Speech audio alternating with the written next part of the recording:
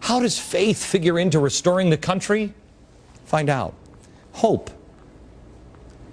Hope is something that we heard Barack Obama all the time during that incredibly long 2-year presidential campaign. Hope, hope, hope.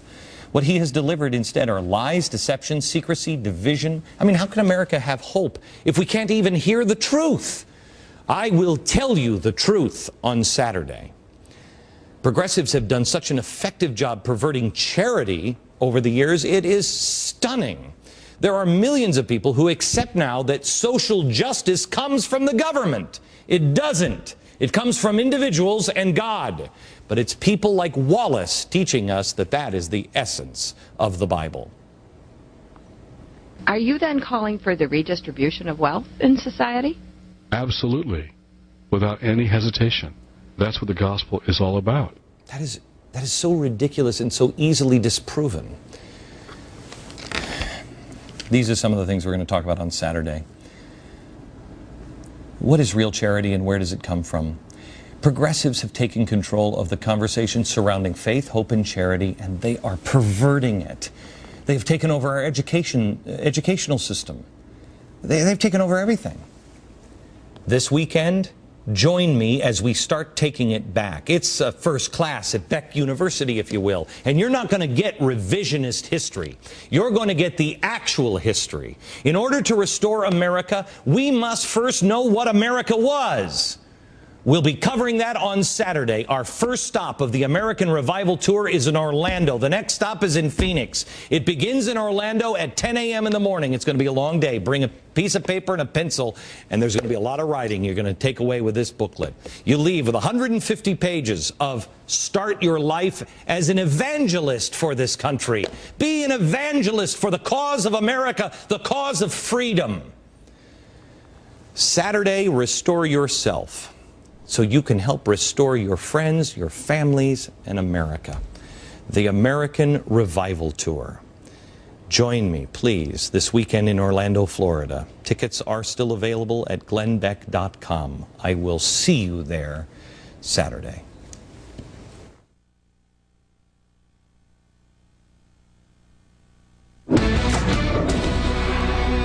Healthcare in America has been socialized. New book talks about the Democrats deliberately deceiving Americans in order to get the bill passed. It also talks about how anyone who questions this administration or its allies are treated like terrorists. We have been talking about this for the last couple of days to point out specific examples from the book. Author Michael Graham is here, also radio talk show host. Great to be back. How are you, sir? Good. So here's the book. That's No Angry Mob. That's My Mom. Right. You take the left apart piece by piece using specific examples. My theory is they keep poking and poking and poking and saying, come on, you know you want to hit me. You want to hit me. Come on, hit me. Give me some examples. Well, I love your metaphor, the poking, because you remember Scott Brown's race of Massachusetts. I think the moment that both won the race for him and kind of symbolized the attitude that the left has towards normal Americans who just showed up and asked, hey, what about this bailout stuff, was the moment when a reporter from the Weekly Standard went up to Martha Coakley and just asked a question.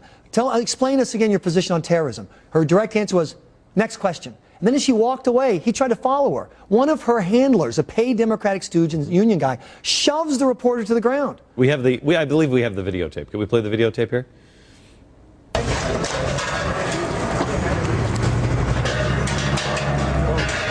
That's him falling into the fence thing. Yeah, I'm fine. Remember the meeting? Yes, I am. You are? Yes, you were. Right here. You see as he's pushing him? I just want to go by. I just want to do my job. Sir.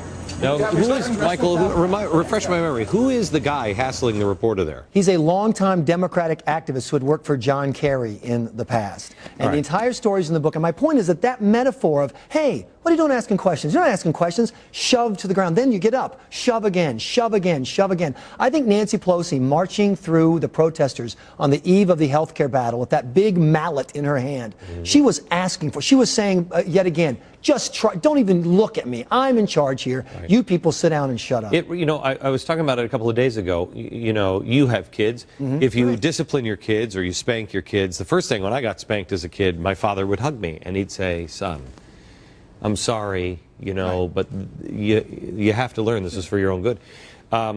But he always hugged me and told me he loved me. Have you noticed the president hasn't done that after health care? No. He pushes, they push, get it done. He said you can't govern by passing health care with 51 votes. Right. They didn't even have that. So, Michael, what... Well, I want to get back to that hug, because when Barack Obama's hugging you on health care, he's reaching for your wallet. That's what's happening. Right. And here's his problem. People know it, so they keep asking questions. So what happens? You denounce him. My president called my mom in Columbia, South Carolina, and all the Tea Partiers who showed up radicals and extremists. Excuse me.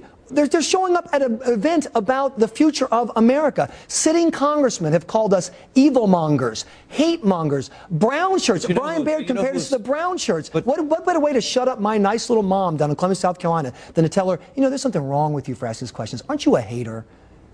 But isn't really, it's not just the administration, it's the media, with an exception of Fox. It is. Well, I'm not ashamed to say I have an entire chapter in the book dedicated to how great a job Fox News does compared to everyone else. Fox News wouldn't let a newsman on the air who went on the absolutely insulting attack rants that we hear from other networks, where they call, once again, people like my mom, racist and bigots.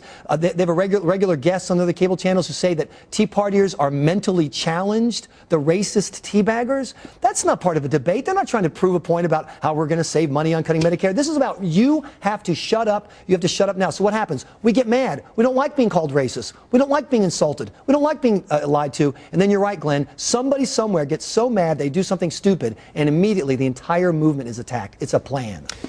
Thank you, Michael. The name of the book is That's No Angry Mob, That's My Mom, by Michael Graham. Pick it up. Bookstores everywhere. Thanks, Mike. Ever lie awake at night and think, man, I just wish I had a juggler on hand to help me explain the role of government interference in our lives? Yeah. Or maybe just a big pile of monopoly money to make sense of foreign debt. Lucky day for you. Look no further. Just record this show or DVR it every day at 5 p.m. Eastern. I mean, I'm there for you, baby. You know what I'm saying? Ooh. I think I made most of the audience just throw up in their mouth just a little bit. There's nothing like a little Glenn after hours. Did it again. Remember, midnight snack and a side of me. They took away my M&Ms and they replaced them with grapes because of the war on chins. I am grossing America out like crazy. Make sure you join us every day. DVR or record the show, 5 o'clock Eastern. You know, I think it was Paul Harvey that said the best thing the media could do to understand the country is to move out of New York City and move into the center of the country. Paul Harvey taught me a lot just by listening to him over the years. I remember listening to him when I was a kid. We're going to take his advice tomorrow. I feel once in a while we have to take our show out of the jaded hustle and bustle of New York City and sit down with Americans who actually see America, you know, from not the viewpoint of Park Avenue. And those voices that are often ignored, especially by the mainstream media. There's a whole big country out there away from our big cities, and often that's where the real passion of patriotism burns the brightest. Tomorrow, the program comes to you live from Orlando, Florida, with an audience of people who have plenty to say about the events of the last few days and what lies ahead. Join me tomorrow. From New York, good night, America.